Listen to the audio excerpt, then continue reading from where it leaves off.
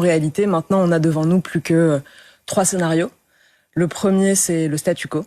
Et je mets dans le statu quo le fait d'avoir un nouveau Premier ministre, soutenu par le bloc central, soutenu par des nuances diverses de centre-gauche. Le deuxième, et je le mets aussi dans le statu quo, c'est une dissolution. Parce qu'on a vu à 2 reprises déjà, en 2022 et en 2024, que les 2 dissolutions, que les 2 législatives n'avaient rien réglé.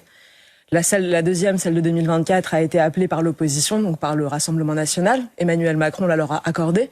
On a vu le résultat. Instabilité encore plus grande, pas de majorité, puisqu'en réalité, le problème remonte déjà à la présidentielle de 2022, avec un président Emmanuel Macron qui a refusé de faire campagne, qui a refusé de débattre avec ses contradicteurs, qui a refusé de présenter un programme. Donc évidemment... Mais qui a gagné ? Et qui a gagné par défaut, parce que les gens ne voulaient pas élire Marine Le Pen. Et donc, forcément, à la fin, pas de majorité, puisqu'il n'a pas présenté de projet aux Français. On se retrouve avec une majorité relative, comme on l'a appelé, pour être sympa avec lui.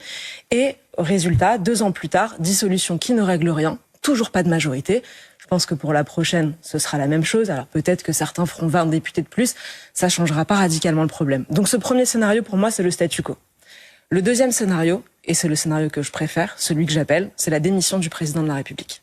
Je pense qu'aujourd'hui, seule sa démission peut permettre aux Français de reprendre leur destin en main, de redécider, puisque comme je vous l'ai dit, tout le problème remonte à la dernière élection présidentielle. Ça signifie qu'il faut une autre élection présidentielle pour trancher enfin les grandes questions qui n'ont pas pu l'être la dernière fois, avec une campagne escamotée. Et je vous ai dit qu'il y avait un troisième. Donc si Emmanuel Macron n'a pas le courage d'un général de Gaulle, d'un Senghor, qui eux ont pu quitter le pouvoir parce qu'ils se sentaient rejetés, alors je pense que l'autre solution, ce serait le référendum. Et j'en appelle au référendum. Il faut rendre la parole au peuple. Il faut lui redonner la parole. On a bien vu que ça ne passerait pas par l'Assemblée. Il n'y aura pas de majorité dans cette Assemblée. Il ne faut pas se mentir. On peut passer du temps, on peut perdre du temps, etc. Il n'y aura pas de majorité claire. Donc, redonner le pouvoir au peuple. Je vois 2 sujets majeurs. Le premier, puisque c'est d'actualité, on en parlait, le budget.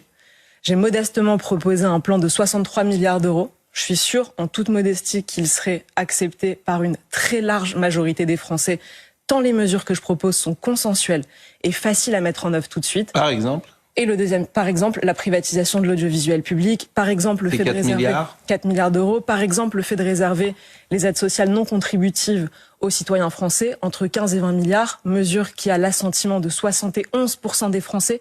Il y a même une majorité chez les gens de gauche pour réserver les aides sociales non contributives aux Français.